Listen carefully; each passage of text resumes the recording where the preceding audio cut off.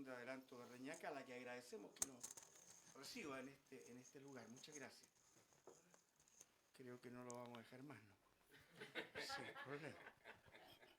Bueno, el Centro Valparaíso de Debate, en asociación con la multigremial de las Fuerzas Armadas, la Corporación Comercio Unido de Valparaíso, la Fundación Libertad, la Organización Patriótica Chilenos de Corazón, le hemos pedido al contraalmirante don Daniel Arellano que nos explique varios elementos relacionados con las causas que tienen que ver con el 11 de septiembre. Este es un programa que hemos llamado Camino a Septiembre y que hemos venido desarrollando desde marzo en adelante con varias intervenciones muy interesantes acerca de las causas que generaron y cómo se fue dando en Chile la situación que llevó en definitiva a la salvadora intervención de las Fuerzas Armadas. Chile, la experiencia de ayer y de hoy, pero él también la va a proyectar al futuro. Ese es el nombre, o el título, perdón, de la exposición del contraalmirante Daniel Arellano. Chile, la experiencia de ayer y de hoy, proyectada hacia el futuro. Luego de la exposición del almirante, vamos a escuchar algunas preguntas y algunas apreciaciones, tanto de Marianela Antonucci, que nos acompaña, como de Juan Pablo Rodríguez, aquí a mi derecha. Gracias nuevamente por acompañarnos y sin más dejo con la palabra. ¿Sí? Bueno, vamos a ver cómo se va dando también el tiempo, el horario, ¿no? Contraalmirante, por favor. Gracias. Gracias, tengo aquí un... Tenemos micrófono. ¿Micrófono? Ahí está. Vamos modernos. Muchas gracias, señor presidente del Centro Valparaíso de Debates, y muy buenas tardes a todos. En primer lugar, quiero agradecer al Centro Valparaíso de Debates por darme un espacio en su programa Camino a Septiembre, cuyo propósito es volver la vista atrás y repasar los hechos de hace 50 años nos condujeron a un dramático final que nadie lo quería, pero sucedió. También gracias a la Corporación de Adelanto y Desarrollo de Reñaca, que ha otorgado las facilidades para reunirnos. Y un especial saludo y agradecimiento a todos los asistentes que han concurrido a esta acogedora sala para acompañarme en recordar algunos hechos y exponer algunas ideas que espero contribuyan a entender nuestro presente y tratar de vislumbrar algunos escenarios del futuro. Comencemos por reconocer que resulta muy curioso el empeño de un sector político de apropiarse de una conmemoración oficial de los 50 años del 11 de septiembre del 73, fecha que para muchos chilenos es un hecho ocurrido cuando aún no habían nacido y que a poco les interesa. Y empleo la palabra curioso, ya que el agitar las aguas de un acontecimiento de hace 5 décadas y cuyo relato ese mismo sector ha manipulado mañosamente, sacará a flote ese contexto que se ha omitido convenientemente y que es necesario para entender todo el proceso que culminó con la intervención militar, que en mi opinión marca la fecha fundacional del Chile del siglo XXI. Yo me pregunto si el gobierno aún mantiene su entusiasmo por esta conmemoración. Pareciera que su programa no va por el camino que pensaron. Agradezcamos también a la medicina, cuyo avance en las últimas décadas ha permitido que aquellos que el año 73 ya éramos conscientes de lo que sucedía, aún estamos vivos y con los recuerdos meridianamente claros. También a la tecnología, que permite registrar y conservar en papel, fotografías y películas los hechos, testimonios y declaraciones que se hicieron en esos años y que en la actualidad, gracias a ella, todos esos registros son difundidos en forma masiva e instantánea, permitiendo que ese relato mañoso que se ha tratado de imponer se comience a resquebrajar. A lo anterior, agreguemos la publicación de varios libros testimoniales y críticos de los últimos 70 años que han provocado más de un desencuentro entre aquellos que honestamente buscan la verdad y los que son contumaces en mantener un relato que bien sabemos que no se ajusta a lo ocurrido. El 11 de septiembre de 1973 es una fecha que señala el término de la manifestación civil del derecho de rebelión y el inicio de la pacificación de un país absolutamente dividido y con una población que vivía atemorizada por violentos grupos armados que asaltaban y asesinaban con la permisividad del gobierno. Se violaba así un derecho humano fundamental, que es el derecho a la vida. Si bien algunos historiadores ubican el origen del quiebre institucional con la introducción de doctrinas políticas ajenas a la identidad nacional en la primera mitad del siglo XX, no hay duda que a partir de la década de los años 60 ocurrieron hechos que contribuyeron significativamente a romper el alma chileno, destacando la reforma agraria y la validación de la violencia por parte del Partido Socialista, postura que inconscientemente aún mantienen, y lo que es peor, están obligados a mantener para poder instaurar su ideología. Agreguemos también los cambios que se produjeron en la Iglesia Católica, uno de los pilares fundamentales de la formación de la identidad chilena, que generaron desconcierto y confusión en el ya enrarecido ambiente social. En lo personal, destaco 3 hechos que marcaron a lo menos mi vida. A los 19 años tuve que participar en el funeral del comandante en jefe del ejército, general René Schneider, asesinado en octubre del año 1970. 2 años después, en julio del año 1973, ocurre el asesinato del capitán de navío Arturo Araya Peters, quien había sido su director de la Escuela Naval en circunstancias que yo era alumno. Y el día 5 de agosto de 1973, vale decir, en 2 días más se cumplen 50 años, fecha en que, estando embarcado en la escuadra, un grupo alentado por dirigentes socialistas y del MIR intentó materializar un descabellado plan de apoderarse de los buques, asesinando a quien se opusiera. Estos 3 episodios, dramáticos y tristes, destacados de entre muchos otros similares, forman parte de la realidad que a muchos nos tocó vivir, generada por un sistema político absolutamente ajeno y alejado de nuestra identidad nacional. La pregunta que subyace es: ¿cómo se llegó a esta situación? La respuesta a esta interrogante, si bien se podría decir que hay elementos externos al país que influyeron en nuestro devenir, creo que el núcleo esencial que la responde está en la población chilena, que curiosamente eligió libremente y en un sistema electoral cuya lógica es discutible, a candidatos que presentaban proyectos políticos inspirados en ideologías foráneas, que incluían la violencia como forma de acción política. Quizás la única excepción fueron los gobiernos radicales, hasta que estos se asociaron a los socialistas y comunistas, perdiendo su identidad y contaminándose con sus ideas. De lo expresado, lo que más llama la atención es que los proyectos políticos extranjeros eran de carácter totalitario y como tales coartaban la libertad de los ciudadanos, valor muy preciado y reconocido ya en el siglo XVI por Alonso de Ercilla, en el pueblo araucano, que dará origen al mestizaje de la población chilena, tema que volveré más adelante. De lo expuesto anteriormente surge una segunda pregunta: ¿por qué tienen cabida en nuestra estructura política ideologías foráneas que distan de nuestra identidad y cultura? Es una pregunta compleja, cuya respuesta es posible relacionarla con nuestra permanente tendencia a buscar modelos de toda índole en el extranjero, lo que se podría justificar en los inicios de la República, pero no después de 100 años de vida independiente. Eso aparentemente parecía superado. La Constitución del 80.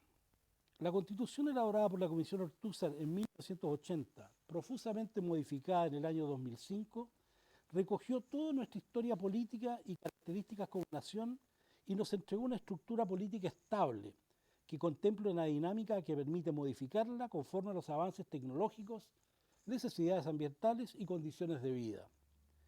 Esa Carta Magna hoy está en peligro de sucumbir, única y exclusivamente por motivos ideológicos, cambio impulsado por un sector que responde a la utopía de implantar un modelo que no solo está alejado de la identidad chilena, sino también de las constantes de la evolución humana.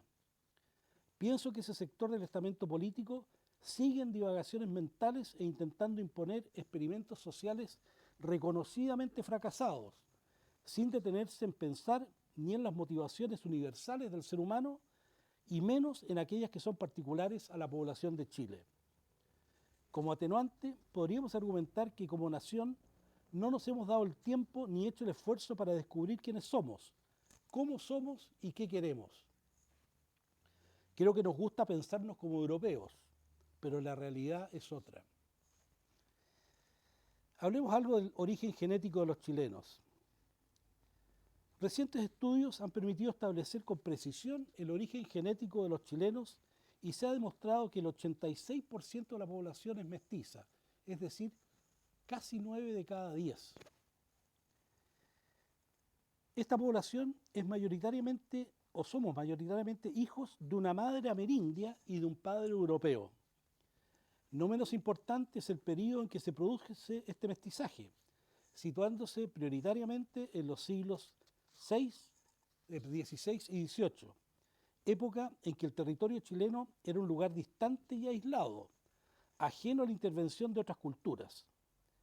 En 250 años se produce la fusión entre españoles y aborígenes, sea voluntaria, forzada, violenta o pacífica.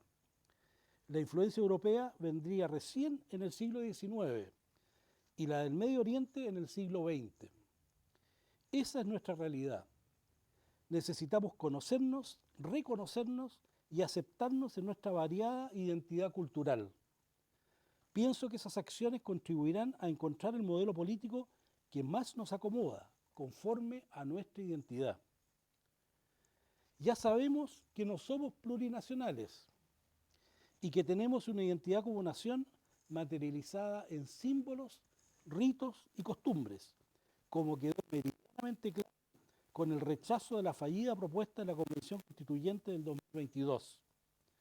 Sabemos lo que no queremos, lo que ya es un gran avance.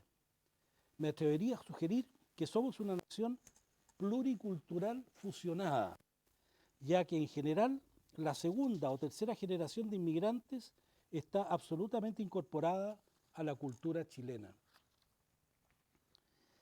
Habiendo presentado el tema de la influencia de las ideologías foráneas en nuestra política y la pluriculturalidad de nuestra población, regresemos al tema principal de esta exposición recordando un hecho que nos ayudará a entender la problemática de fondo del gobierno de la Unidad Popular, y para ello voy a recurrir al libro La Conjura de Mónica González, cuya en página 35 dice lo siguiente.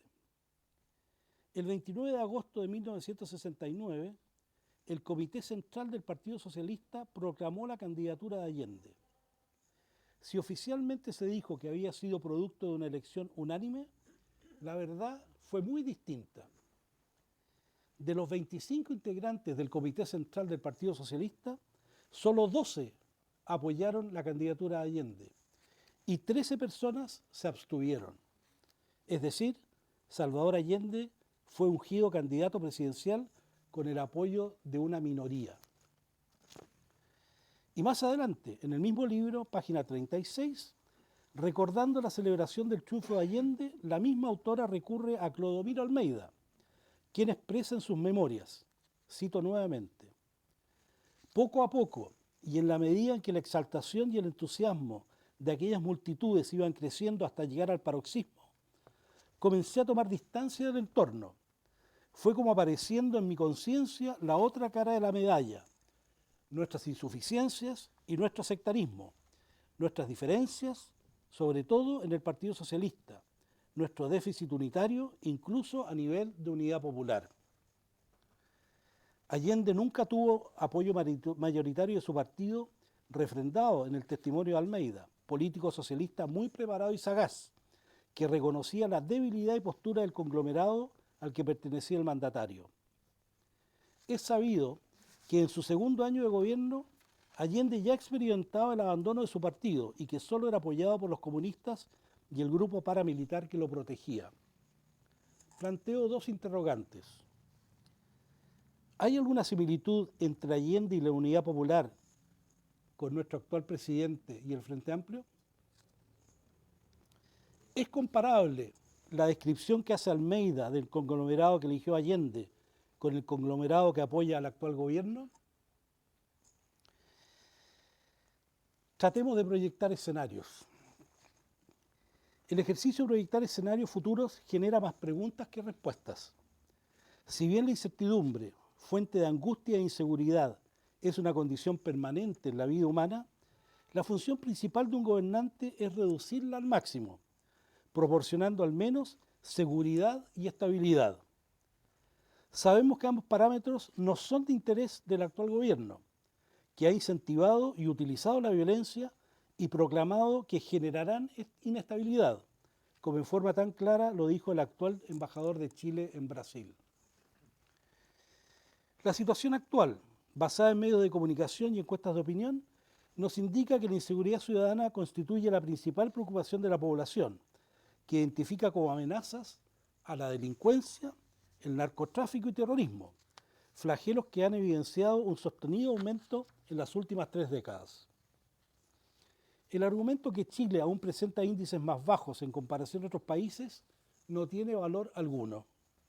Nuestra calidad de vida se ha deteriorado y ello guarda relación con el menoscabo de la autoridad de las fuerzas de orden y seguridad. Este es un punto de importancia. ¿Cómo ha actuado la autoridad? Definitivamente, las autoridades políticas no han cumplido con su deber, eludiendo la responsabilidad que les corresponde en mantener la seguridad y el orden interno, dejando a la población desprotegida y a merced de vándalos, delincuentes y terroristas. ¿Se entiende? A un sector le acomoda esa situación, mientras que el otro se paraliza con la amenaza de la violencia. Tenemos un problema en la Constitución vigente y por ahora en el texto que se propondrá en el plebiscito. En cuanto a los escenarios, hay 4 factores que nos permiten vislumbrar algunos escenarios a mediano plazo. Ellos son las percepciones, las fechas, las instituciones y las realidades. Entre las percepciones que formarán parte de todos los escenarios que podamos describir está la seguridad, la inseguridad y la inestabilidad. La primera seguirá aumentando en la medida que el gobierno siga renuente a emplear la fuerza pública y los estamentos judiciales mantengan una actitud benévola y garantista hacia delincuentes, miembros del crimen organizado, terroristas e inmigración ilegal. En cuanto a la inestabilidad, también aumentará en la medida que el gobierno mantenga trabada tanto la inversión como el desarrollo. En relación a las fechas, hay 3. El 17 de diciembre del presente año, en que se efectuará el plebiscito respecto al proyecto de Constitución, el 27 de octubre del 2024, en que se efectuarían las elecciones municipales de consejeros, gobernadores y consejeros regionales, y el 23 de noviembre del 2025, fecha de las elecciones presidenciales y parlamentarias. Y en lo que dice relación con los actores del proceso político, es posible identificar a las siguientes instituciones: el gobierno, el Congreso, tribunales de justicia, Ministerio Público, partidos políticos, universidades, municipalidades, iglesias, Fuerzas Armadas, Fuerzas de Orden y Seguridad, Contraloría de la República y Banco Central. Lejos de ser instituciones, pero que son realidades que también afectan al proceso político, están los medios de comunicación, las redes sociales, la delincuencia, el crimen organizado y el terrorismo. Un breve análisis de cada una de las instituciones y realidades mencionadas nos darán un marco de su influencia en las elecciones que se avecinan en los próximos 2 años, considerando las tendencias señaladas en las encuestas de opinión y de confianza ciudadana. Comencemos por el gobierno. Actualmente con un 62% de desaprobación y un 27% de aprobación. Desde que asumió el poder no ha experimentado grandes cambios. Las derrotas electorales de septiembre de 2022 y mayo de 2023 dejan en evidencia su debilidad, agregándose la extendida corrupción que le afecta y cuyo alcance aún no se conoce. Congreso. La baja confianza que inspira en la población, un 8%, se ha mantenido a lo largo del tiempo. tribunales de justicia y Ministerio Público, con un 16 y 17% respectivamente en el índice de confianza ciudadana, contribuyen a la inseguridad que afecta a la población. Parte sustantiva de la baja calificación ha sido la actuación de algunos miembros que se han pronunciado fallos de carácter político o que han mantenido vínculos con el narcotráfico. Partidos políticos, siendo los principales canales de participación ciudadana, muestran un bajísimo 3% de confianza en los electores. En muchos casos han desilusionado a sus militantes y simpatizantes, llevando a elecciones candidatos mal preparados y de conductas reprochables. Universidades.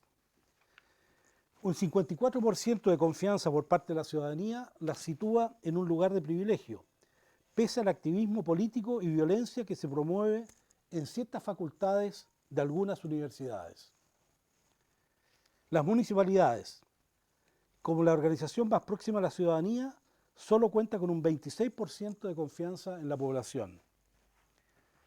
La Iglesia Evangélica y la Iglesia Católica gozan de un 25 y 21% respectivamente de confianza ciudadana, siendo sus miembros de diversas tendencias políticas, pero en su mayoría conservadores en temas morales. De singular importancia es la pérdida de influencia de la Iglesia Católica en la población. La Policía de Investigaciones, Carabineros y Fuerzas Armadas, con un 56, 52 y 48% respectivamente, ocupan lugares de privilegio en la confianza de la ciudadanía, manteniéndose apartados de la contienda político-partidista. Contraloría de la República, institución que hasta hace pocos años atrás era ajena a los asuntos político-partidistas. Su intervención u omisiones en temas contingentes, presumiblemente por presiones políticas, ha hecho perder su credibilidad frente a la ciudadanía. Banco Central. La independencia que ha mantenido en el cumplimiento de su rol genera confianza en la población en lo que a estabilidad económica se refiere. Medios de comunicación. La ciudadanía distingue entre la radio, diarios y televisión, otorgándoles un 41, 23 y 14% de confianza. En general se aprecia una tendencia proclive a la difusión y apoyo de ideas de corte totalitario. Redes sociales, inmanejables y de alta influencia en personas poco instruidas o mal preparadas. Son amplificadores de incertidumbre, angustia y malestar. Delincuencia, crimen organizado, terrorismo e inmigración ilegal.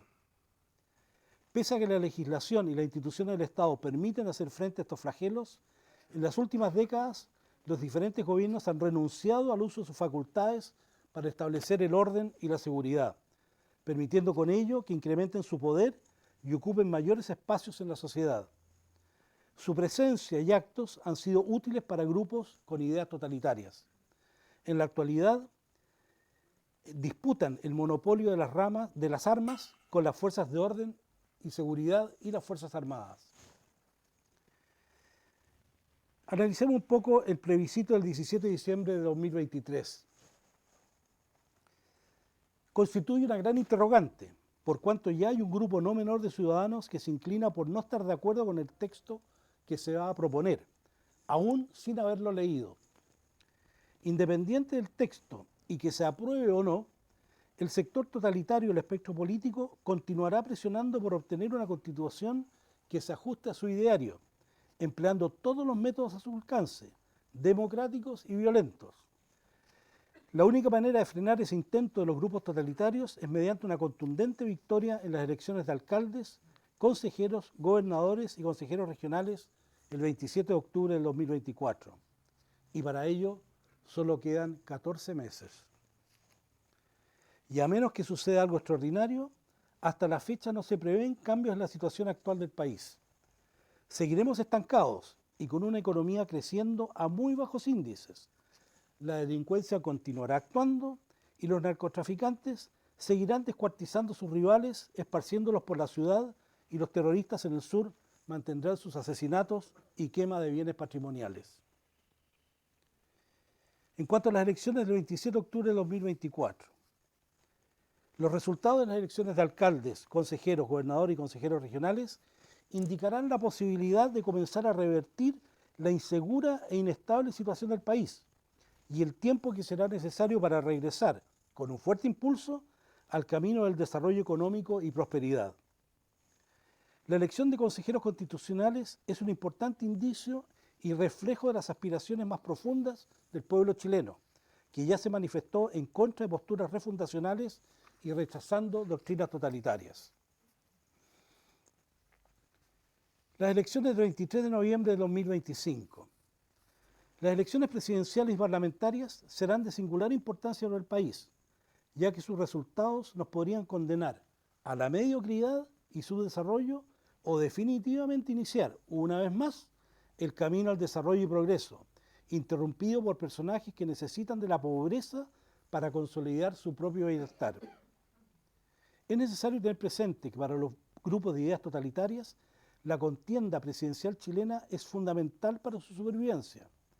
Una derrota se sumaría al rechazo del proyecto de constitución del 2022 y a los pobres resultados obtenidos en la elección de consejeros constitucionales.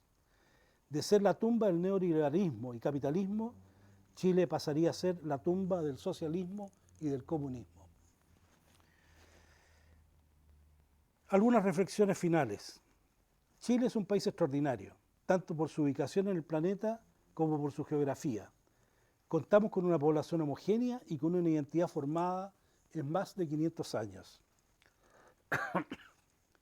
Pese a más de 200 años de vida independiente, seguimos mirando al extranjero a pesar de ser perfectamente capaces de crear soluciones propias a los problemas que nos aquejan.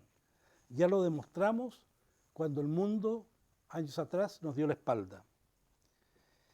Es necesario reconocer y hacer propia la diversidad cultural que poseemos, valorando nuestras propias raíces étnicas y el aporte de otras culturas que se han integrado a la población chilena. La participación política es fundamental, comenzando por las juntas de vecinos, otras organizaciones comunitarias e idealmente en partidos políticos. Si tenemos la intención de influir en los destinos del país, necesariamente se debe hacer desde el interior de las organizaciones representativas de la ciudadanía. Ello nos permite exigir candidatos a puestos públicos que sean capaces y sometidos a una evaluación, entre otros aspectos, de probidad.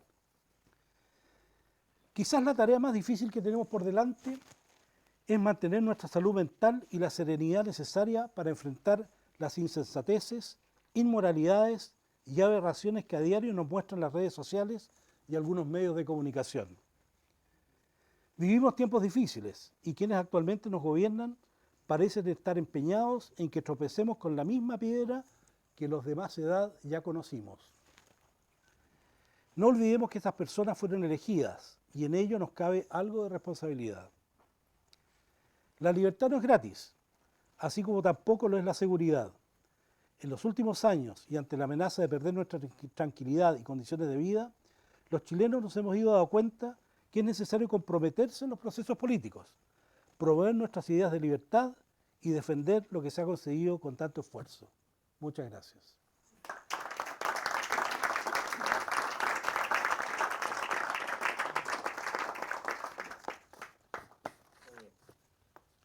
¿Quién va a iniciar entonces? Tuyo, como prefieres. Bueno. Saludarlos a todos y agradecer. ¿Se escucha?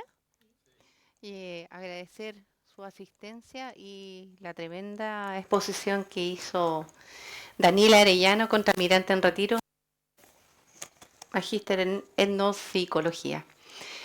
Bueno, después de haber escuchado esta cantidad de información que a muchos conocemos en parte y otras no, tengo un montón de preguntas, pero voy a partir por la conmemoración de los 50 años. La conmemoración de los 50 años, a mi parecer, lo que yo veo, lo que se siente, lo que se respira, es llevar prácticamente a canonizar la figura de Allende, sabiendo que no merece ser canonizado. ¿Cree que se debería utilizar tanto recurso público solo para recordar una parte de la historia ¿Qué pasa con la otra cara de la moneda? Bueno, yo personalmente creo que la otra cara de la moneda es la que no se quiere reconocer y no se quiere mostrar. Y es la razón por la cual hay tanto interés en canonizar, entre comillas, ¿no es cierto?, la figura de Allende. Si el hombre hubiese sido realmente alguien fantástico, no necesitaría ni estatuas, ni que le estén colocando el nombre a las calles, ni nada por el estilo.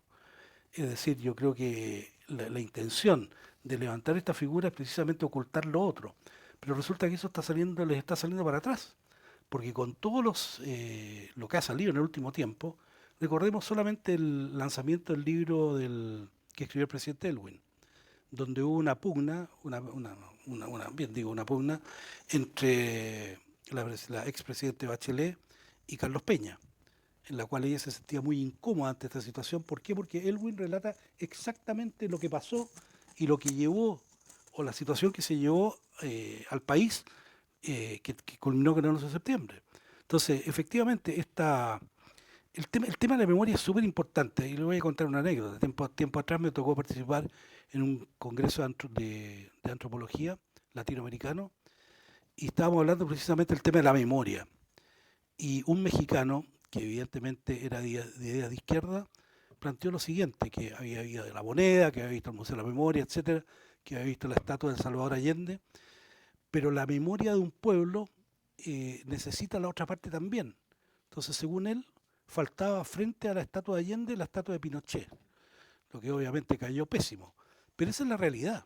Entonces, aquí hay un tema que es un poquito más profundo y que es un poco el tema del inconsciente, del cual no conocemos mucho cómo funciona.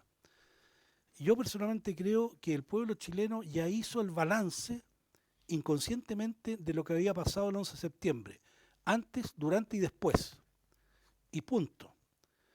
Si no, ¿cómo se explica, por ejemplo, el alto grado de confianza ciudadana que tiene Carabineros y Fuerzas Armadas después que han recibido, llevamos cuánto, 40 años recibiendo ataques permanentemente, y las Fuerzas Armadas, Carabineros y la PDI están ahí arriba en términos de confianza ciudadana? Es decir, el chileno ya no le interesa el tema político.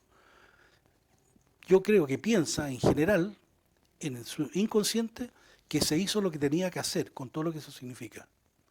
Por ahí veo yo el tema. Muchas gracias, Daniel.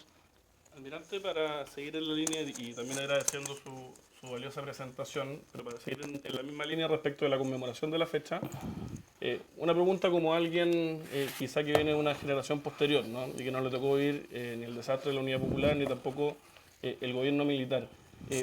¿Por qué la importancia del 11 de septiembre, no en términos de como una fecha de una gesta heroica de liberación, sino que como un hito que sigue marcando la política contingente?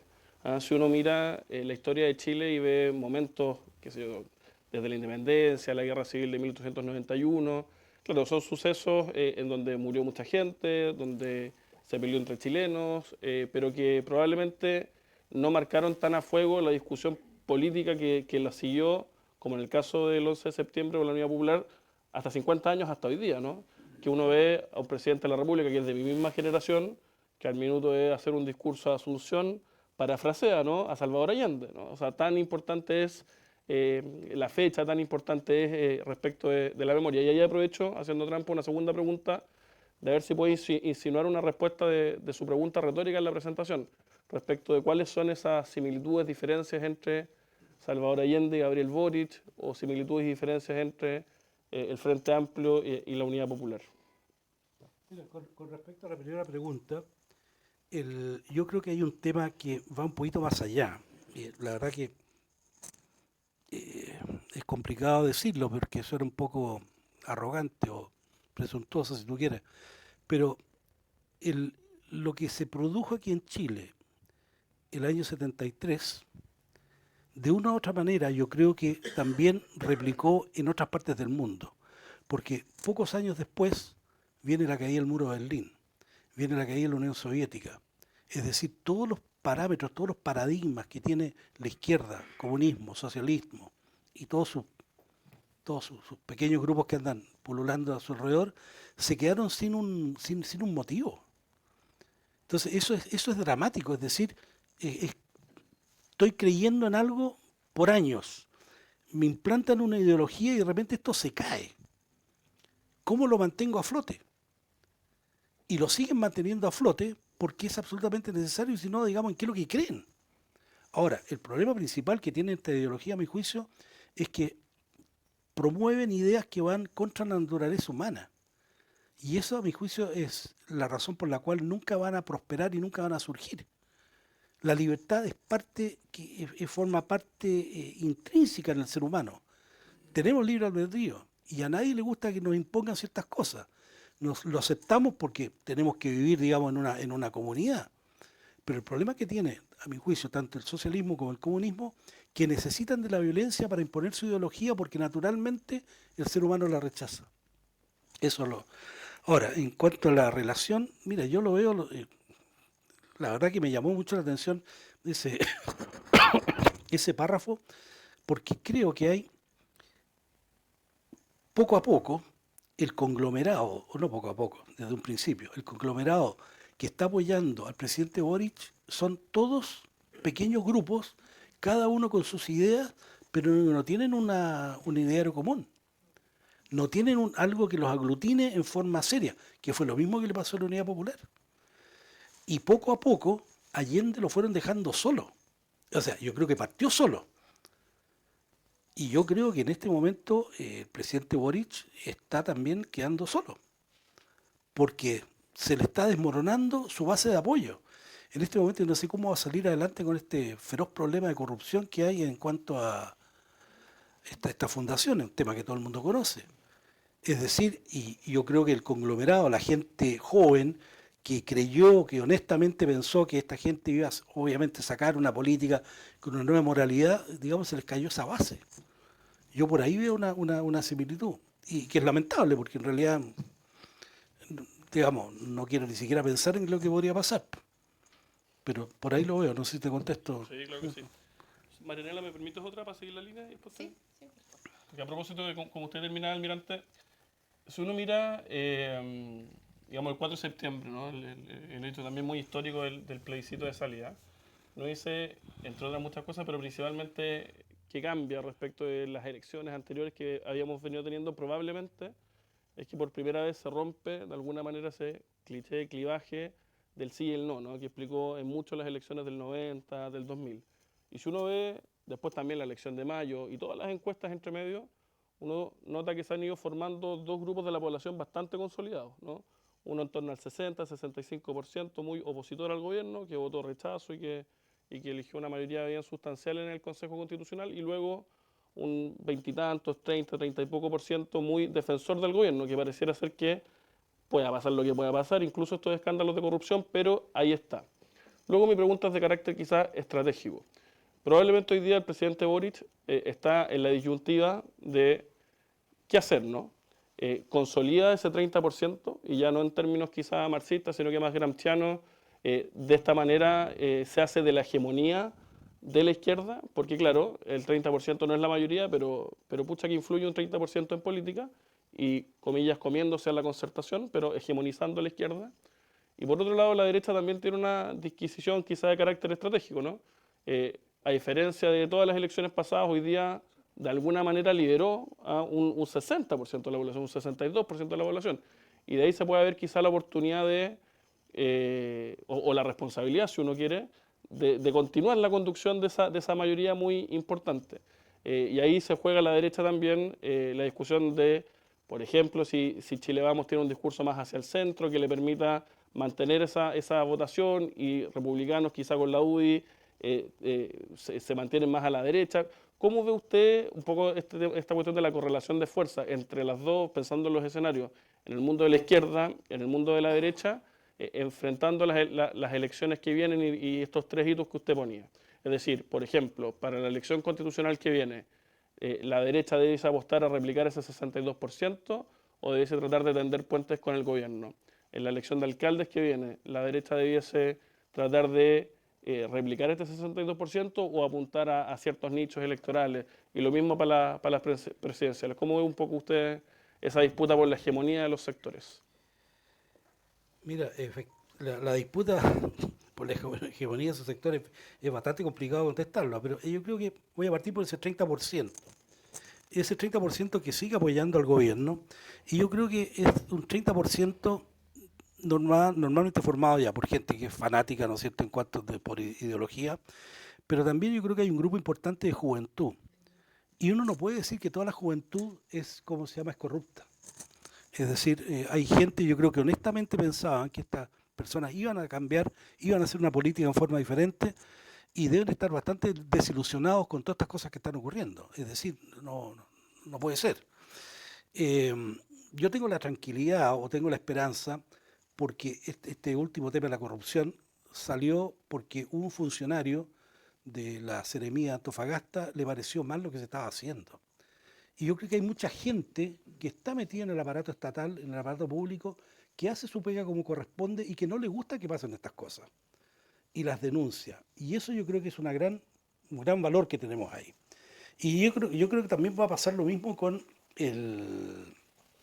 esta juventud que honestamente pensaron, insisto, que iban a cambiar la política y se dieron cuenta que se están aprovechando. Es decir, nuevamente se les cayó esta imagen.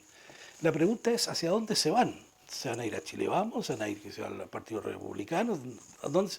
Yo creo que ahí la respuesta está, y lo podemos sacar en una elección de del rechazo de septiembre del año pasado. Cuando el voto es obligatorio, sale un montón de gente a votar obligatoriamente y aparece esa identidad profunda del pueblo chileno.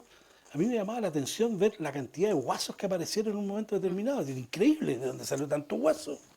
Y gente mayor. Es decir, ahí donde está la identidad chilena. Y eso es lo que yo creo que todavía no nos conocemos bien.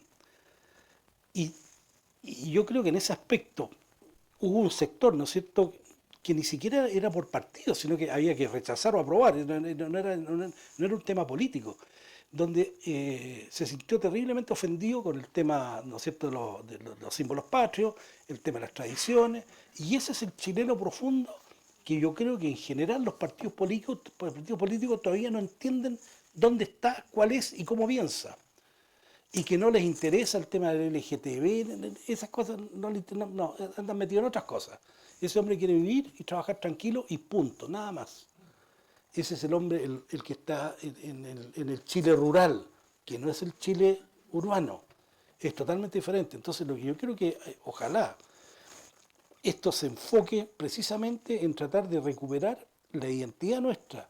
Y ahí es donde va a estar realmente el apoyo que va a tener el personaje que sea. Pero mientras sigamos con ideas foráneas y tratando de implantar conceptos que, insisto, van contra la naturaleza humana y alejados de la identidad chilena, no va a llegar a ninguna parte. Muchas gracias, Mirarte. Marianela. Se nos viene un proceso complicado y espero que salga todo lo mejor para Chile, pero tiene que ver con la Constitución. Eh, Chile dijo que no, pero a pesar de todo estamos metidos en un proceso nuevo de Constitución. Tengo dos preguntas referentes a eso. ¿Cuáles serían los lineamientos que se deberían considerar para la nueva Constitución, si es que tenemos una, considerando la historia y la sociedad en que hoy vivimos? ¿Y qué elementos deberían estar presentes en la Constitución también para garantizar la seguridad y el bienestar de todos los chilenos? No sé si te hago inmediatamente la otra pregunta referente a Carabineros. ¿Sí? ¿O después? La dejo ya. Ok. Esas dos cosas referentes a la Constitución. Luego te pregunto referente a la institución de Carabineros de Chile. Bueno, yo personalmente creo que la Constitución, si bien recoge todo lo que tiene que ver con nuestra población, sin embargo tiene ciertas omisiones que a mi juicio son bastante graves, que es, por ejemplo, a mi juicio la más importante y que tiene directa incidencia sobre lo que está ocurriendo ahora, es la relación que tiene que haber entre la fuerza, que es el que le da el apoyo al Estado, ¿no es cierto?, y el Estado o el gobernante en este caso y cómo la utiliza. Y es una situación bastante curiosa porque, y ahí yo creo que tenemos una tergiversación importante. Nosotros normalmente hablamos de los poderes, y hablamos del poder ejecutivo, el poder legislativo y el poder judicial. Pero resulta que, a ver, ¿dónde está el caso más fácil de explicar? El caso del poder judicial. ¿Dónde está el poder del poder judicial? El poder del poder judicial radica en la fuerza pública, que efectivamente la Constitución dice que está para dar eficacia al derecho. Un poder judicial sin fuerza pública, la verdad que no sirve mucho, porque los jueces podrán hacer todas las resoluciones, dictar todo lo que quieran, pero hay alguien que lo tiene que hacer cumplir. Fiscalización. La fiscalización y la ejecución es responsabilidad de Carabineros y de la PDI en este caso. ¿Y dónde radica también el poder del Ejecutivo? El poder ejecutivo radica en la Fuerza Armada, que se ve claramente, por ejemplo, cuando establece los estados de excepción. El estado de excepción, creo que dispone de la Fuerza Armada y hace lo que tenga que hacer de acuerdo a lo que dice la institución, la Constitución, perdón. Pero resulta que la responsabilidad, en este caso el Ejecutivo, como que se desliga de ella, sino que esto cae en un jefe de zona y resulta que el jefe de zona, claro, controla a su fuerza, pero no controla todo el resto de los estamentos que son parte de la solución de un tema, de un estado de sitio o de lo que sea. O sea, ahí hay un problema. Y no establece claramente las responsabilidades que le corresponden al Ejecutivo, en este caso, en el control del orden público y de la fuerza pública. Es más, fíjate, la Constitución del 80 establece claramente que la autoridad en lo que se refiere a orden público y a seguridad es del Ejecutivo, del presidente, la autoridad. Sin embargo, más adelante establece que los garantes de la seguridad y orden público son Carabineros y la Policía de Investigaciones. ¿Cómo puede ser que Carabineros y PDI sean garantes del orden público? Entonces, bueno, ¿para qué está el gobierno? Entonces, ahí hay un tema en que no está bien definido. Bueno, teóricamente debería estar súper claro, pero resulta que hay una diferencia muy importante ahí. Entonces, la autoridad tiene la responsabilidad. ¿Quiénes son los garantes? ¿Quién utiliza la fuerza? Y por eso estamos entrampados en este momento con el tema de las famosas reglas de enfrentamiento. Porque se quiere una cosa, pero conforme yo te ordeno algo, lo tienes que hacer, pero yo no soy responsable de lo que te ordeno. No, esta cosa no es así. No es así. Entonces ahí tenemos un problema bastante serio. No sé si te contesto. Sí, da para harto el tema en realidad. Sí, da para mucho. ¿Y me permites una más? Ya. Referente a, bueno, en la misma línea de la seguridad. Carabinero en este momento atribuciones tiene poco y nada. Y por otro lado tenemos un déficit de carabineros enorme. Y la carrera de carabineros ahora son 2 años, por lo tanto hay un año que tenemos en el aire, que no tenemos carabineros nuevos en las calles. Por otro lado, preguntar cuál debería ser la relación entre carabineros y el presidente de la República, o al revés, entre el presidente de la República y carabineros, considerando que antes de llegar al sillón presidencial siempre le dio la contra a la institución. Bueno, yo creo que la solución aquí en Chile no pasa por más carabineros, porque si es así, yo creo que terminaría, yo creo que la mitad de la población de Chile controlando la otra mitad, digamos, no tiene ningún sentido. El problema está en que nosotros no sabemos respetar o no nos gusta respetar las disposiciones que están vigentes. Y para eso necesitamos una fuerza, carabineros, que sea lo suficientemente, o que tenga la autoridad suficientemente fuerte como para que disuada cualquier acción que vaya en contra de lo que está establecido en las leyes. Pero no sacamos nada con mayor fiscalización. No, tenemos que sernos responsables nosotros mismos. Y para eso, obviamente, las penas o las condenas tienen que estar acorde a lo que se está haciendo. Yo pienso, por ejemplo, que los alemanes, los británicos, los suecos, los noruegos, no creo que sean más honestos o sean más correctos que nosotros. Lo que pasa es que cuando ellos se equivocan o hacen algo, les caen las penas del infierno, ¿no? Y aquí no.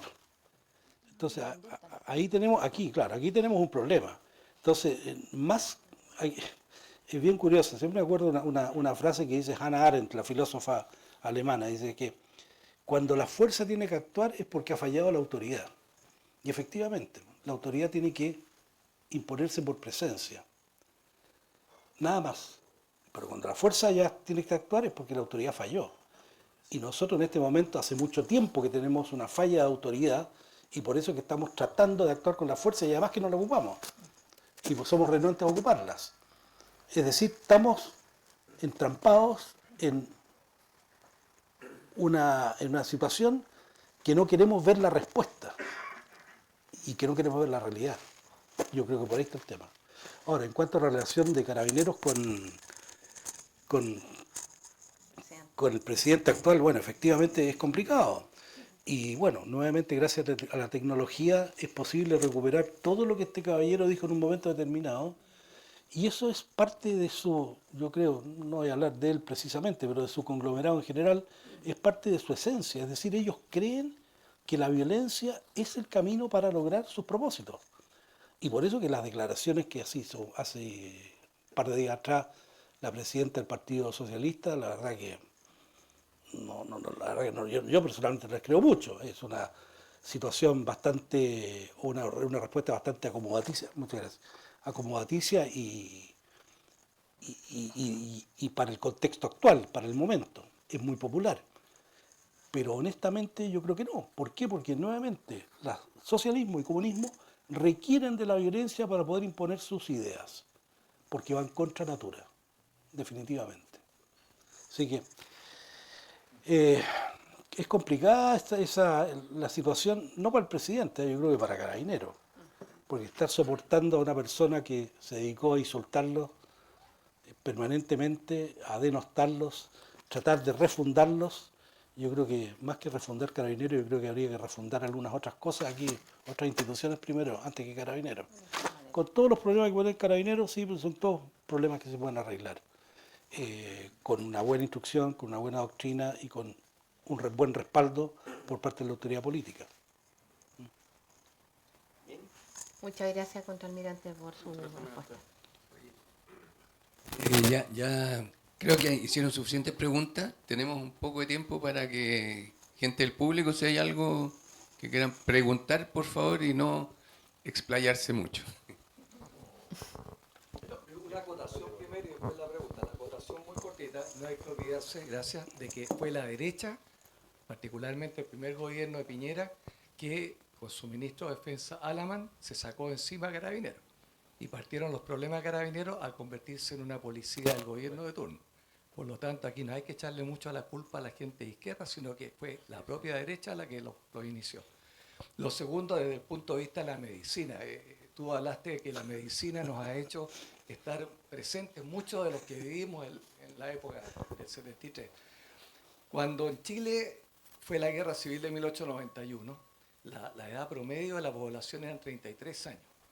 No todos vivían 33, otros vivían 80 o 90, pero el promedio eran 33 años. 4 leyes de amnistía en un periodo de 6, 7 años y se fueron muriendo los actores y no hubo ni un problema. Hoy día leí en el mostrador al señor Vitar hablando varias cosas, entre las cuales decía que Allende había sido un poco también deidificado, en fin, pero él insistía en que había que hacer muchas películas, muchos libros, muchas obras de teatro para relatar lo trágico y lo tremendo. O sea, ahí hay una muestra como una persona de 80 y tantos años, su odio larvado lo tiene metido en la cabeza. O sea, para ellos tienen el doble discurso. ¿Qué efecto tiene hoy día la medicina en nosotros? ¿Qué efecto tiene en la juventud? La juventud que vota del barrio alto, que votan por Boric. Hay un 30 y tantos % en las encuestas que dice que son los que apoyan clase media alta a Boric. ¿Cómo se entiende eso? La verdad que es difícil entender, ¿verdad? Es difícil entender porque yo creo que hay un sentimiento de culpabilidad y un sentimiento de culpabilidad que es bastante raro. Es decir, especialmente la juventud. ¿Por qué tengo yo esto y este otro no lo tiene? Es decir, hay una cierta, tratemos de ser iguales, etcétera. ¿Por qué la vida es injusta? ¿Por qué a mí me tocó y tengo y este otro no tiene? Pero resulta que el que me tocó y tiene, muchas veces se olvida que eso es producto también de un esfuerzo de la generación anterior. y el que no tiene, ojalá que sí tenga las oportunidades para salir adelante. Ahora, yo creo que en cuanto a la medicina, más que la medicina, va a tener mucho más influencia en las redes sociales. Las redes sociales son las que están en este momento mandando y obviamente nos tienen bombardeados permanentemente con diferentes cosas y tenemos que ser lo suficientemente capaces como para poder filtrar y ver exactamente lo que nos interesa. La pregunta tuya, la verdad que no me atrevo a contestarla en cuanto a qué significa o por qué pasa eso, pero efectivamente es una realidad. Gente que tiene mucho y que ha tenido mucho y que tiene todo, se siente, ¿cómo se llama?, con una culpa que por qué el otro no lo tiene. Eh, es una situación que la verdad que no tengo, no tengo una respuesta para eso. La educación, bueno, claro que sí, pero la educación, ¿en qué términos te refieres tú? En el adoctrinamiento que existe en las universidades. Bueno, ya, en cuanto a la adoctrinamiento, eso sí, eso es verdad. Bueno, yo creo que ahí hay también un problema bastante interesante, porque yo creo que tanto el socialismo como el comunismo ya se dieron cuenta que los obreros no les sirven. Los obreros, por lo menos aquí en Chile, andan preocupados de tener pega para pagar, ¿no es cierto?, su tarjeta y la cuota de la casa o del auto que tienen, porque en este momento eso es realmente increíble y me alegro mucho que sea así. Entonces ya los obreros no enganchan con este tema. Entonces tienen que bajarse un nivel y se fueron partiendo por las universidades y ahora están en los colegios. Y es ahí donde está el caldo cultivo. Entonces ahí, obviamente aprovechándose de estos ideales que normalmente tiene la juventud, que está muy bien que los tenga, pero son ideales poco aterrizados muchas veces, se aprovechan y nuevamente aparece esta culpabilidad de esta persona que no tiene y este que tiene y por qué sí y por qué no. Entonces, claro, es difícil explicarlo en ese momento, pero esa es una realidad del mundo. La diversidad es una realidad biológica que no se puede cambiar, mientras que la igualdad es un precepto político. Por ahí está el cuento, yo creo.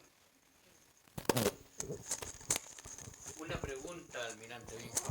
En los diarios salió que el señor embajador de Chile en Estados Unidos está exigiendo al gobierno de Estados Unidos que publique todo lo que tiene respecto a antes y al 11 de septiembre. Ahí va a salir de que Estados Unidos le puso plata, no creo a las Fuerzas Armadas, porque no. Pero ¿qué pretende el embajador y el presidente? En que Estados Unidos declare qué es lo que pasó, qué es lo que hizo, si Nixon pagó, si Nixon sabía, si no. Mucho de eso que ya está claro. A mucho de eso que está claro. De hecho, hay un libro que se llama Miradas Declasificadas, escrito por Antonia Funk, en donde ella hace su tesis de doctorado en historia, precisamente los documentos desclasificados que sacó Estados Unidos. Ahora, Estados Unidos declasifica lo que le conviene, obviamente, eso está absolutamente claro. Y en estos documentos desclasificados, que se pueden encontrar en Internet, hay muchas cosas que están tarjadas, porque efectivamente Estados Unidos no le conviene. Ahora, que hubo una intervención de Estados Unidos aquí en Chile, la hubo. Y eso está claramente evidenciado y demostrado en este libro. Pero, curiosamente, todo el mundo piensa que el 11 de septiembre fue apoyado por Estados Unidos, lo que es absolutamente falso. Lo que sí hubo un apoyo muy claro por parte de Estados Unidos fue previo al gobierno de Allende, la última etapa del gobierno de Frei Montalva, en donde Estados Unidos puso plata, y puso bastante plata para impedir que Allende fuese elegido. Y eso está en este libro, claramente. Ahora, ¿por qué? ¿Por qué puso plata y no hubo más intervención? Porque en ese momento Estados Unidos estaba con el problema de Vietnam. Nixon había sido elegido y una de sus promesas de su campaña fue terminar con la guerra de Vietnam. Ese era el problema que tenía. Y Kissinger estaba efectivamente apoyado en eso. Es decir, ¿qué hacemos con Chile? Bueno, tiremos las lunas plata y para que la democracia cristiana haga lo que pueda para impedir que salga el presidente Allende. Eso es efectivo. Ahora, ¿qué más pueden sacar? Yo creo que no van a sacar absolutamente nada porque lo que ya les interesaba sacar ya lo tiraron. Y lo que no les conviene no lo van a sacar nomás, definitivamente. Así que más temas, la verdad que no creo que pueda sacar mucho. Tenemos tiempo para una pregunta.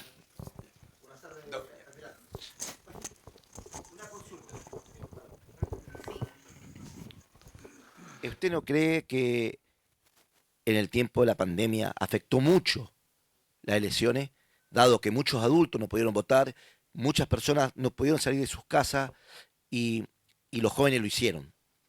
Y los adultos se cuidaban. Y fue parte nuestra también. Usted hablaba de los guasos del campo. Yo vengo del campo, y es verdad, pero perdimos las elecciones porque hay gente que no fue a votar. Y eso es un gran golpe para nosotros, la comuna de Casablanca, que perdimos, lamentablemente, y pienso que esa parte podríamos recuperarla si trabajamos en conjunto y dar hoy en día a la gente diciendo que vaya a votar, aprovechando, porque usted sabe que los jóvenes son flojos, pero esta vez fueron todos, y los flojos fuimos nosotros, disculpando la palabra de muchas veces, que nos quedamos en nuestra casa. Disculpen, ¿eh? ¿Usted se refiere a la elección presidencial? Mire, en realidad estas cosas tienen varias lecturas, ¿eh? Yo creo que si hubiese salido José Antonio Cast, estaríamos con la constitución del mamarracho, como le llaman. Es decir, las cosas pasan por algo. Y afortunadamente, aparentemente aquí en Chile tenemos a alguien que nos está cuidando. Y lo que está pasando, o lo que sucedió, fue exactamente lo que tenía que pasar y lo que era bueno para el país. Claro, efectivamente fue una gran desilusión, yo estoy de acuerdo con eso. Pero la verdad que el escenario que podría haber ocurrido ahí, yo creo que sería bastante complicado, habría sido bastante complicado por decirlo menos. Y quizás no estaríamos conversando aquí en este momento. Bueno, las cosas pasan por algo, pero lo importante es que yo creo que la votación fundamental y clara fue la del 4 de septiembre. Ahí donde aflora, digamos, Chile en masa diciendo, oye, esto no lo queremos. No sabemos lo que queremos, pero esto no. Esto está claro.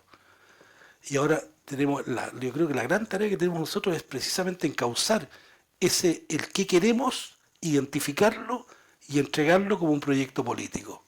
Y más que proyecto político, como una norma, cómo queremos vernos y cómo queremos ser, alejándonos de lo que es ideología. Yo creo que Chile ya tiene una identidad. Sabemos cómo somos, más o menos, y tenemos que llegar a plasmarlo y ojalá no nos contaminemos con ideas que sean del extranjero. Yo creo que en ese aspecto la posición geográfica nos favorece bastante. Tenemos una cordillera que nos protege, que ojalá, digamos, creciera un poquitito más todavía. Y el mar se pusiera un poquito más bravo, pero fundamentalmente tenemos una protección extraordinaria. Y insisto en el tema genético. A mí me llamó mucho la atención cuando leí este libro de Soledad Berríos, en donde, pese a todo lo diferente que nos podamos ver, el 86% de mestizaje es altísimo, es muy alto. Y eso habla de nuestra homogeneidad. Ahora, claro, tenemos diferencias culturales, eso está claro, pero en general somos bastante homogéneos. Si este tema de los mapuches, de los aymará, de los diaguitas, ¿cuándo salió? ¿10 años atrás? ¿15 años atrás? Les puedo contar, por ejemplo, en mi caso, la experiencia en la institución, en la Armada, esto es más de 36 años en la Armada, nunca supe y nunca me interesó cuántos mapuches o descendientes de mapuches había en la votación de mi buque. Eso nunca fue tema. Y nunca fue tema en ninguna parte. Entonces, y había bastante, lo tengo súper claro. Y uno lo identificaba quizás por ahí por el apellido, pero y daba lo mismo. Entonces, nunca fue tema. Entonces, estos son temas que a mi juicio han sido instalados en forma artificial en una realidad que no tiene absolutamente nada que ver con lo que efectivamente es. ¿Cómo se explica que el gran porcentaje de la gente que se siente mapuche viva en Santiago? Eso es así. Entonces, y el gran porcentaje de la población mapuche es urbana, no rural. Y eso está claramente demostrado en encuestas, en estudios, en lo que uno quiera. ¿Y en el censo? Y en el mismo censo. Y además votan rechazo. Además votan rechazo. Entonces, ¿cómo se explica eso? Entonces, eso yo creo que, bueno, efectivamente, yo creo que el compromiso que nosotros debemos tener es participar en las instancias políticas. Y yo creo que en ese aspecto ha habido un aumento de interés muy grande. Hasta hasta un par de elecciones atrás, el interés por ser apoderado, la verdad que era bastante bajo. Ahora no, la gente realmente se preocupa y va. Y sabe perfectamente lo que tiene que cumplir y lo que tiene que hacer. Es decir, hay una mayor participación. Y eso no lo podemos perder. Yo creo que ese es precisamente en donde tenemos que actuar. Los de más edad y los más jóvenes también. Todos metidos ahí.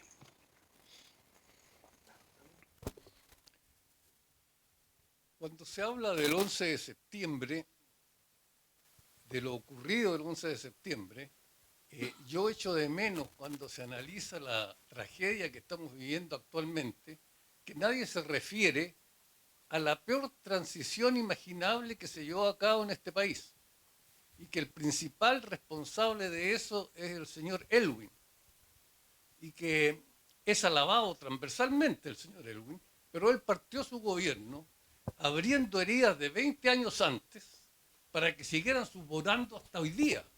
Ese es el resultado de los 50 años que hoy día se celebra. Nadie habla de eso y yo creo que Elwin y los gobiernos de la concertación que vinieron fueron los responsables de toda la situación desgraciada que estamos viviendo hoy día. Me gustaría que eso se refiriera en algo. Porque la transición fue muy mala, porque cualquier país decente yo creo que habría hecho un punto final. Y de eso Chile lo hizo para el 91. Sí, yo estoy de acuerdo con eso. Yo creo que hubo también Es que hay un tema que es bastante interesante. Y yo creo que es muy bueno leer el libro que escribió Elwin y que salió hace muy poco, porque ahí refleja exactamente qué pasó. Yo creo que el gran problema que tuvo la democracia cristiana, y que todavía lo tiene, es que la democracia cristiana pensó que el 11 de septiembre se iba a producir, las Fuerzas Armadas iban a pacificar el país, y después de un par de meses le iban a entregar el poder. Y no fue así. Y yo creo que eso es algo que les sigue doliendo y les va a doler permanentemente. ¿Por qué? Porque además el gobierno de las Fuerzas Armadas, con todo lo que uno podrá decir, logró cambiar el eje de desarrollo del país. Y eso tampoco es perdonable. Que los militares hayan hecho eso no es perdonable. Y eso es un tema que va a seguir andando permanentemente. Pero estas cosas al final siempre salen a flote. De hecho, en el libro de Elwin, no lo he leído, creo que lo voy a tener que leer de todas maneras, refleja exactamente todos los esfuerzos que hizo la democracia cristiana para llegar a un acuerdo. Pero por otro lado, fue también la intransigencia de la Unidad Popular y la de la democracia cristiana, que ninguno de los dos quiso dar su brazo a torcer, que culminaron al final en lo que dijo Frei Montalva. Esto se arregla con fusiles, lo que es una aberración. Un tema político no se puede arreglar con fusiles, salvo cuando se llega a un extremo. Entonces yo creo que yo concuerdo con esta postura de Elwin, que ha mantenido estas heridas abiertas de tal manera que estos militares jamás, nunca más piensen en asumir el gobierno, cosa que estoy seguro que a ningún militar le interesa el tema, partiendo por ahí. Eso es una realidad. Y por otro lado, todo lo que se ha hecho, o todo lo que se ha hecho, insisto, para denostar y bajar el perfil de las Fuerzas Armadas, no se explica cuando uno ve en los índices de confianza ciudadana que están en los lugares de privilegio. Entonces, ahí hay un tema que también yo creo que debe afectar un poco al estamento político, porque inconscientemente el pueblo chileno ve en las Fuerzas Armadas y Carabineros la tabla de salvación de algo que las Fuerzas Armadas y Carabineros no quieren. Pero confían en que cuando pase algo, ahí van a estar. Ojalá que nunca pase nada.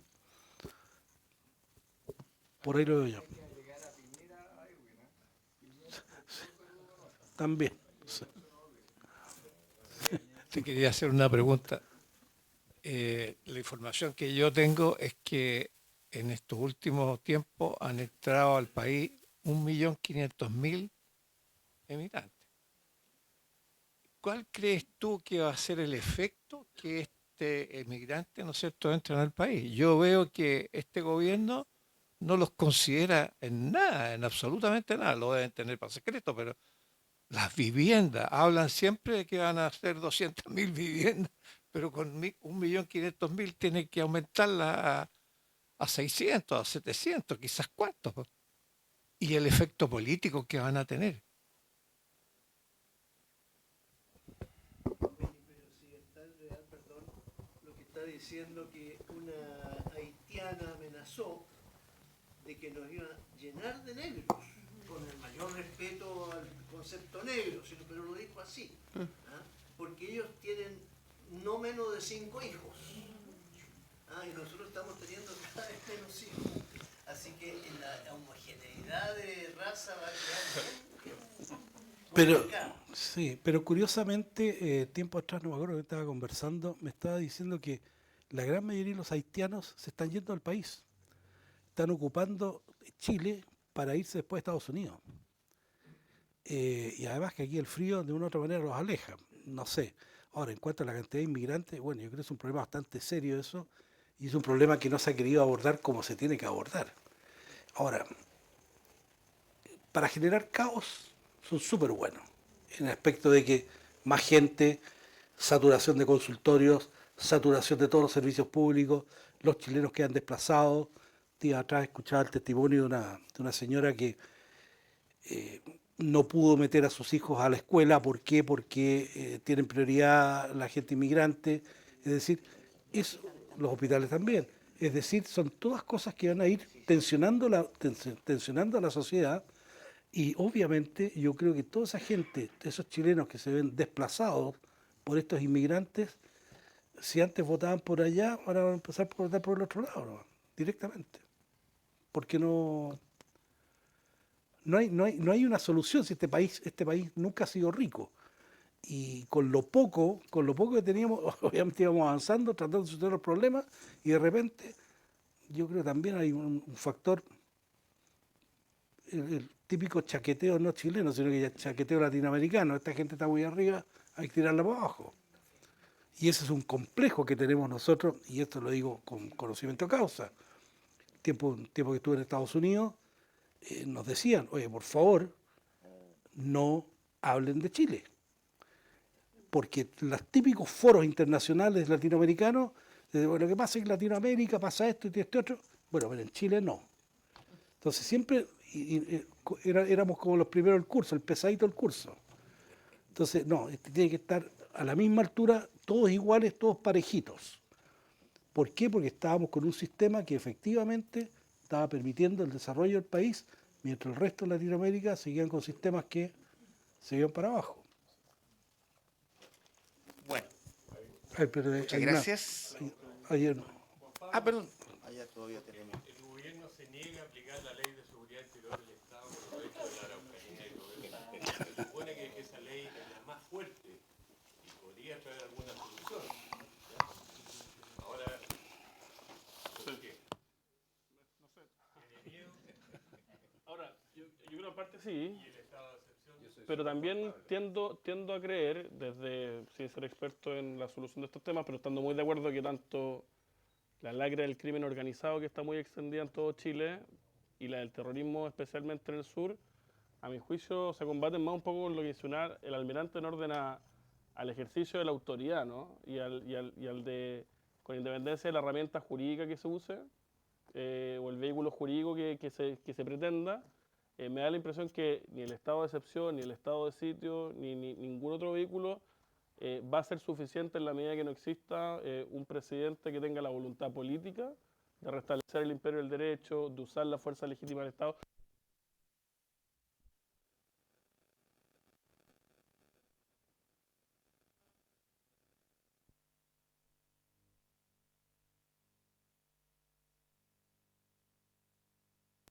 Difícil que hacer.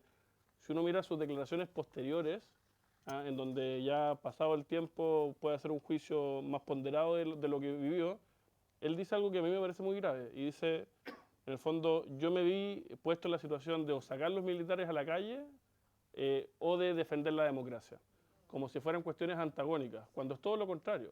El hecho de utilizar la fuerza para restablecer el imperio del derecho es lo que exige la democracia. Entonces ese error conceptual, si lo tiene el propio presidente, me parece que se hace muy difícil que se solucione tanto la cuestión del crimen organizado como lo del terrorismo en la Araucanía. Juan Pablo, conforme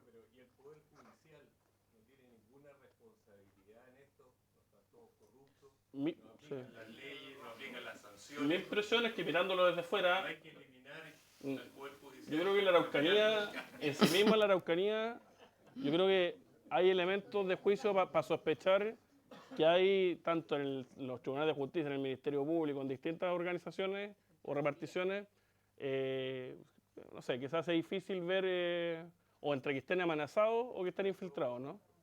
Yo creo que hay un poquito de las dos, quizás, eventualmente, naturalmente no lo sé. O sea, el terrorismo va a seguir, como decía el expositor. Si no haya mientras no haya un presidente con la voluntad de combatirlo, yo creo que sí. Bueno, Así es. muchísimas gracias. ¿Aló? No, está encendido ahí, parece, ¿no? Bueno, bien, aló, ahí sí, muchas gracias. Damos las gracias entonces al contraalmirante Daniel Arellano, a Marianela Antonucci y a Juan Pablo Rodríguez por su participación. Muy, muy interesante, de verdad, muchísimas gracias. Muy buena mirada, ¿no?, acerca de la experiencia de ayer y el Chile de hoy proyectándolo hacia el futuro. Agradecemos a ustedes también su presencia. Hay un café ahí que está también a vuestra disposición. Y los invitamos para el mes de septiembre. Vamos a ver cómo podemos organizarlo. Tenemos comprometido al almirante Miguel Ángel Vergara, quien va a ver... bueno, con eso cerramos nosotros nuestro ciclo de... Todavía queda más. Más que no descansa. Bueno. Es todo el año. Vamos a ver si nuestro tesorero resiste. Es otra cosa. Bueno, oye, claro, además pueden dejar aquí una urna. Oye, bueno, pero les vamos a avisar con anticipación. Tenemos comprometido al almirante Vergara, él es el próximo expositor. Va a analizar este camino a septiembre ahora desde el punto de vista de la iglesia, cómo la iglesia influyó, en fin, y la responsabilidad que tiene también en todo esto. Pero no tenemos la fecha exacta porque no sabemos qué va a pasar en septiembre todavía. Y el 11 está encima, entonces bueno, vamos a ver si lo alcanzamos. Tenemos que fijar la fecha, pero les vamos a avisar con anticipación y los dejamos invitados e invitadas para la próxima sesión. ¿Ah? A todos entonces. A todos, ¿no? A todos con los invitados, claro. Con el plural incluye a todo el mundo. Bien, pues muchas gracias. Un aplauso, démosle a nuestro...